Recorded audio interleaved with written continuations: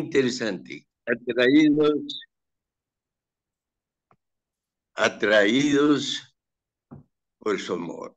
Y para introducirnos en el tema, quiero contarles una anécdota pequeñito. Una madre tenía a su hija en el hospital con bronconeumonía, contagiosa desde luego, y le tenían bien separada de todos los demás. Cuando una noche empezó a toser y dice: mami, ayúdame. La mamá, sin pensar nada, rompió todas las seguridades, entró a ayudarle a su hija. En 8 días murieron las dos. Desafortunadamente murieron. Ese es el amor de Dios. Piénselo un poco. Ese es el amor de Dios. Cristo se entregó a sí mismo sin importarle las consecuencias, sin ver lo que nosotros hemos hecho. Ese es el amor ágape, amor incondicional que se olvida de sí mismo. Es una entrega total. Eso hizo Cristo Jesús por nosotros. Dios se compadece de su pueblo obstinado. Veamos un poco de historia. Corría el año 715 hasta el año 775, época de los reyes Usías, Jotán, Acaz, Ezequías. Momentos que la gente de Israel gozaba de una aparente paz, abundancia, prosperidad. Sin embargo, la temperatura moral comenzaba a oscurecerse, ya que la condición social olía a corrupción, inestabilidad familiar, prácticas de inmoralidad, odio de clases, pobreza. Ante esa temperatura del ambiente social religioso, Oseas, el profeta Oseas, hace resonar el mensaje de esperanza de que el pueblo retornaría a Dios. Como cuando se rompe un hogar, ¿no? La esposa le abandona, se va con otro, pero el esposo dice: yo la amo, y si decide volver, yo la perdono. Este relato del amor de Dios, traición de su pueblo y perdón de Dios. Es parecido al que usted puede leer en la fantástica narrativa que tiene el profeta Oseas. Pueden leerle a todo el profeta. El hecho de pronunciar Oseas ya nos hace pensar en salvación. El significado, el nombre de Oseas es redención. Por medio de su vida matrimonial que Dios le ordenó a Oseas que ejecute. ¿Qué le dijo Dios? Dios le dice a viva voz que pese a nuestra condición de tercos pecadores, Él está empeñado por amor a perdonarnos, a redimirnos, a llevarnos a un mayor grado de entrega, de servicio práctico para con Él y su causa. Hoy Dios, con su grandioso amor con que nos ama, ha decidido perdonarnos, salvarnos. ¿Cuántos de los que están escuchando el mensaje piensan que son salvos? Efesios 1:5. Miremos en este evangelio. Yo les voy a leer este capítulo, digamos este versículo. Dice la palabra de Dios: en amor, habiéndonos predestinado para ser adoptados hijos suyos por medio de Jesucristo. En amor. ¿Por medio de quién? De Jesucristo. Al Padre se lo describe como habiendo prefijado el horizonte o circunscrito a sus elegidos. O sea, ustedes son míos. En su amor ilimitado, sin que existiese causa alguna aparte de sí mismo, nos separó para que fuésemos sus propios hijos. ¿Por qué lo hizo? Por amor. Es casi inútil buscar analogías humanas, ya que la adopción a la cual Pablo se refiere es superior a cualquier cosa. Concede a los que somos objetos de ella. No solamente nos da un nuevo nombre, una nueva condición legal, una nueva relación familiar, sino también una nueva imagen, la imagen de Cristo. Dice en Romanos 8:29 que somos predestinados para ser hechos conforme a la imagen de su amado Hijo Cristo Jesús. Vamos a analizar un poquito la razón de Dios al decidir salvarnos. Y el comprenderlo nos haga ser más agradecidos con nuestro Señor, con nuestro Dios. Uno, el profeta Oseas nos ilustra la manera que Dios ha buscado amorosa y soberanamente mantener cerca de su amante persona al pecador. Y para ello hace uso de la ilustración de un ganadero lanzando y atrayendo el ganado hacia él. Salmos 32:8 dice la palabra: tú me dijiste, te haré entender y te enseñaré el camino en que debes andar. Sobre ti fijaré mis ojos. Qué maravilla, dice el Señor. Yo te voy a instruir, dice el Señor.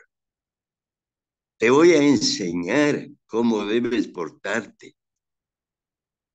Voy a darte buenos consejos. Voy a cuidar siempre de ti. Salmos 32:9 dice: no seas como el caballo o como el mulo, sin entendimiento, que han de ser sujetados con cabresto, con freno. Si no, no se acercan. Si no, son ariscos. Los mulos y los caballos son tercos y no quieren aprender.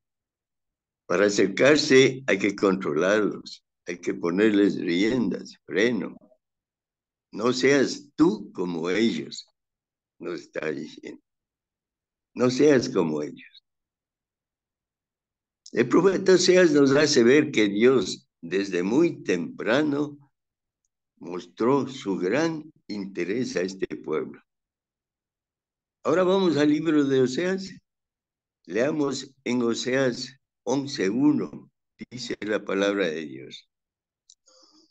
Cuando Israel era muchacho, yo lo amé, y de Egipto llamé a mi hijo.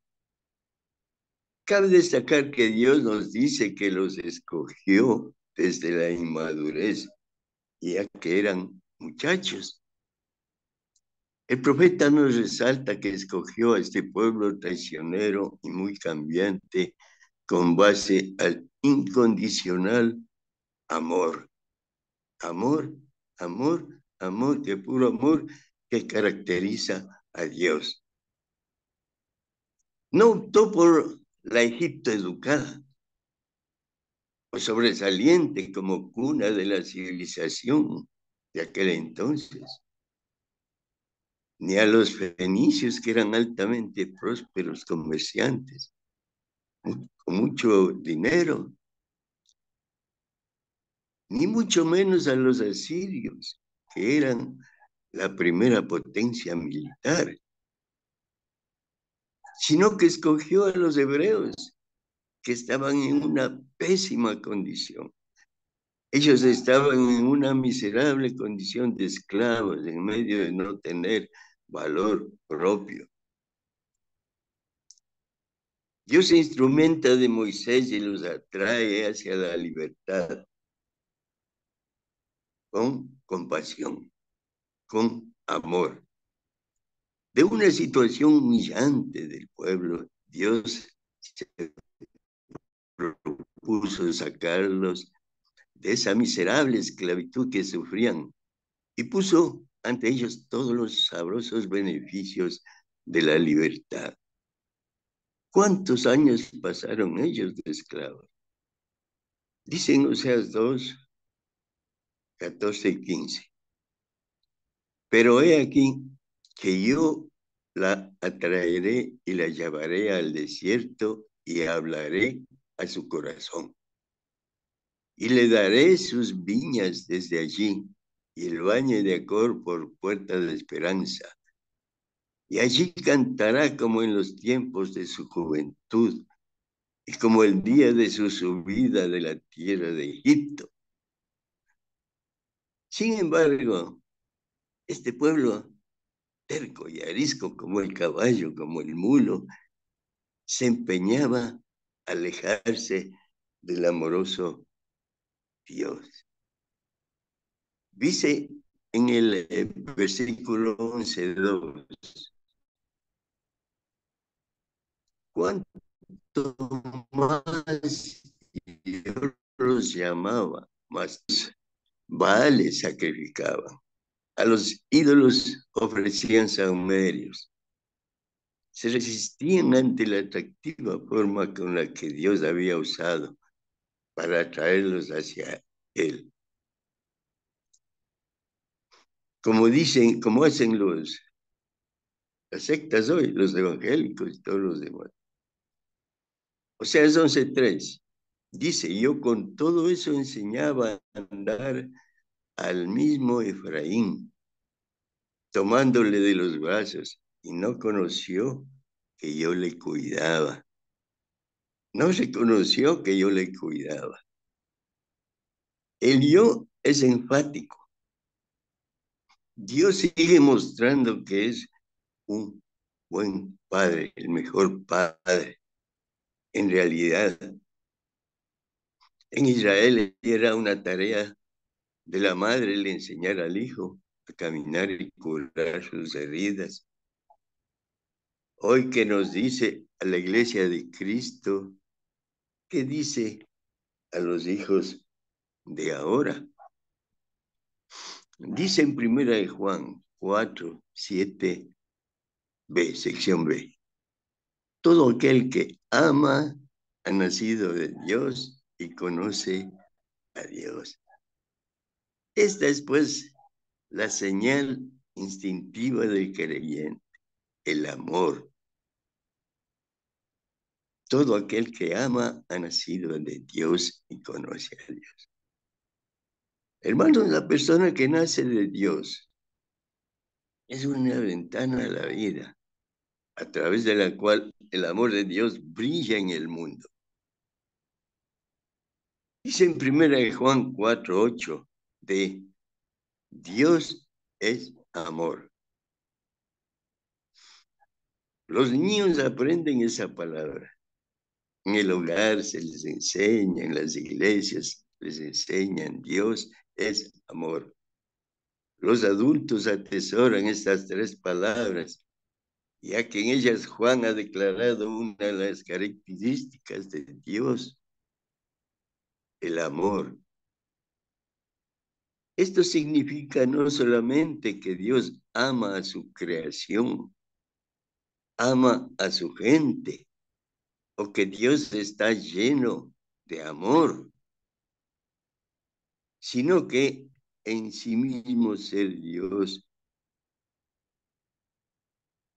pues Dios es amor. El texto clave, Oseas 11:4, dice la palabra de Dios, con cuerdas humanas los atraje, con cuerdas de amor y fui para ellos como los que alzan el yugo de sobre su cerviz y puse delante de ellos la comida. Oseas decidió amar con un extraño amor porque es nuestra realidad. Tanto hombres y mujeres aman a quien les ama. Los enamorados se corresponden si cumplen las condiciones que mutuamente requieren. Pero cuando sobreviene una pequeña falta, un error de cualquiera de las partes, entonces cada uno por su lado. Pero este amor que Oseas muestra como esposa de esta mujer fenicia es un tanto extraño, que solo Dios ofrece. El amor de Dios es un amor incondicional, es un amor sacrificial. La relación de amor de Oseas para con esta esposa que fornica es la viva imagen del eterno e incondicional amor de Dios por nosotros, su pueblo, que una vez más le fallamos, cada vez más le estamos fallando, siempre estamos fallándole, y Él siempre nos está perdonando.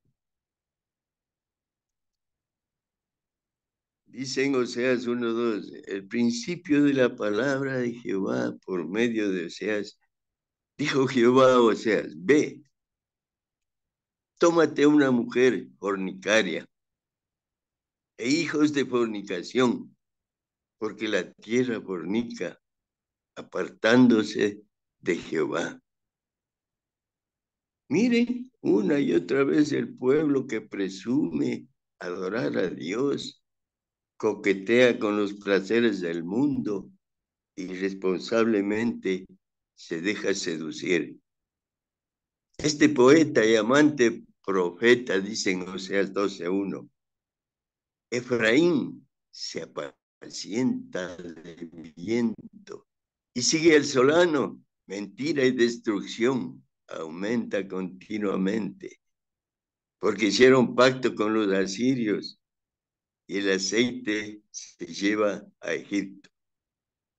Él nos dice que la iglesia de este siglo es arisca al atractivo, es arisca al amor de Dios, es arisca a su amor, que nos puso de manifiesto por medio de su Hijo Jesucristo. Como el pueblo de Israel, ella ha decidido apacentarse de viento y sigue el solano. En el verso 4, la metáfora de Dios muestra los lazos del amor familiar al inclinarse para alimentarlos. También por esparcirlo y tiernamente les di de comer.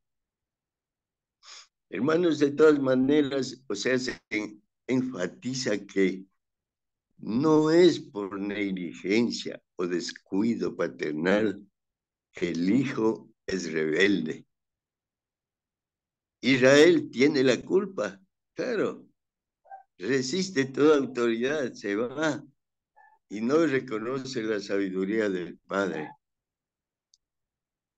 La sentencia se pronuncia en los versos 5 al 7. Dice la palabra de Dios, no volverá a la tierra de Egipto y el asirio será su rey, porque no quisieron volver a mí. Caerá espada sobre sus ciudades y consumirá sus aldeas. Las consumirá a causa de sus propios consejos. Entre tanto, mi pueblo está adherido a la rebelión contra mí. Aunque me llamen el Altísimo, ninguno absolutamente me quiere, ninguno absolutamente me enaltece, como decía Jesucristo. Me dicen Señor, Señor, y no obedecen lo que yo les digo. Israel adora a Dios con palabras, pero no lo hace el Señor de su vida. Solo aparenta nomás. Por eso será castigado por medio del destierro a Egipto. Sirve como un símbolo de la esclavitud para Israel. Su realidad se encontrará en la persona del rey de Asiria, Salmanasar. Veamos el versículo 4, 8 y 9.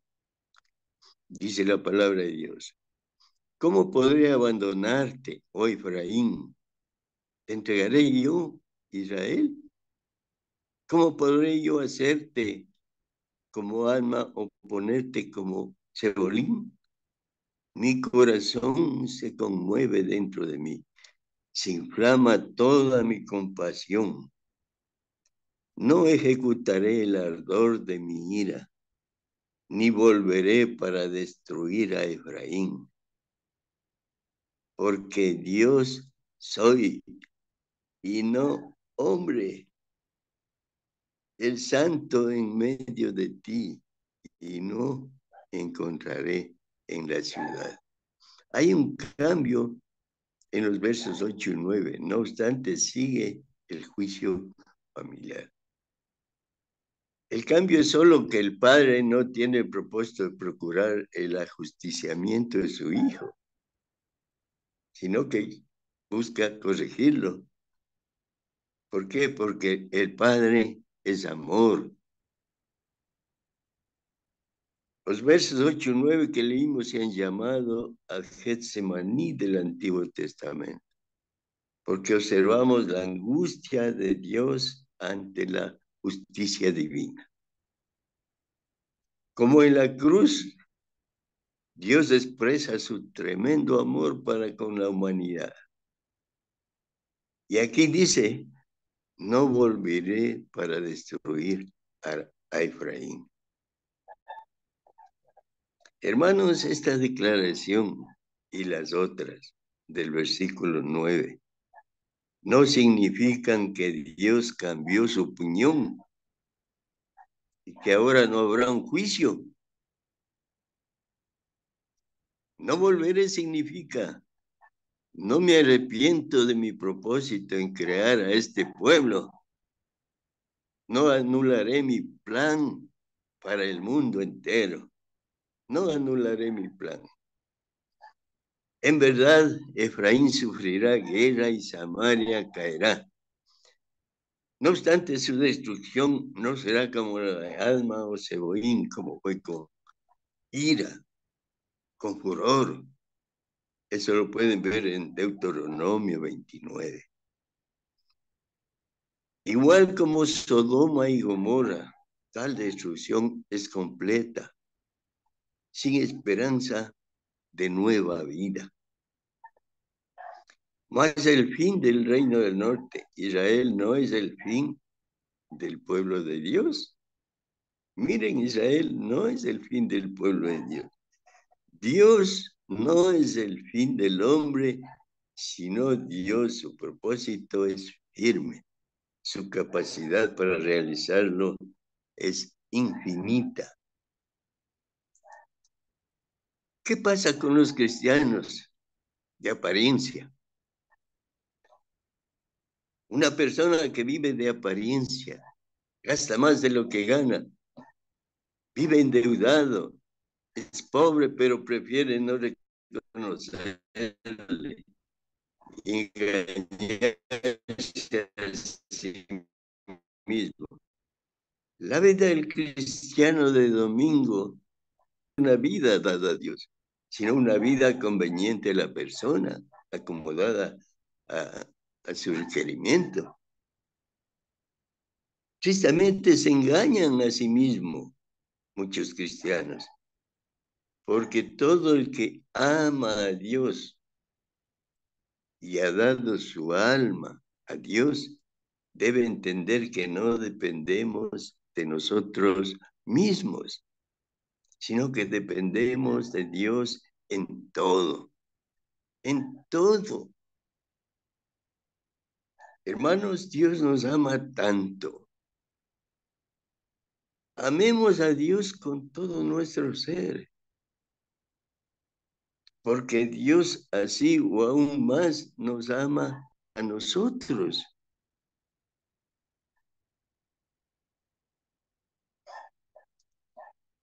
Y para hacer un pequeño resumen, les digo, hoy hemos reflexionado sobre la razón que mueve la voluntad de Dios para salvar al pecador.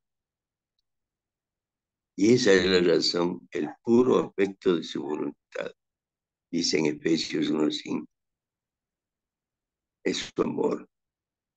Entonces, usted y yo somos redimidos por Dios en base a su amor. Él puso de manifiesto al donarnos su vida en sufrimiento, muerte y resurrección de su amado, de su único Hijo. Y ahora usted y yo podemos decir juntamente con el apóstol del amor, 1 Juan 4:19, dice, nosotros le amamos a Él porque Él nos amó primero. Amados amigos, hermanos, ya saben todos los que han oído esto hoy, ¿cómo responderán a la voz de su amante Dios, que les llama a retornarse, a reafirmar su relación de amor para con Él? ¿Qué harás para manifestarle que en verdad aprecias ese gran amor? Seguirás apasiontándote, alimentándote de viento, yendo detrás del solano y del calor que aparece, despide la boca encendida, yendo a medias del culto, yendo, no obedeciendo. Pero Dios con cuerdas de amor nos atrae. Y nosotros tendremos excusa cuando lleguemos a Él. Grabémonos eso en nuestra mente. Amén. Que Dios bendiga su palabra. Gracias, hermanos, por haber escuchado este pequeño mensaje. Que Dios les bendiga.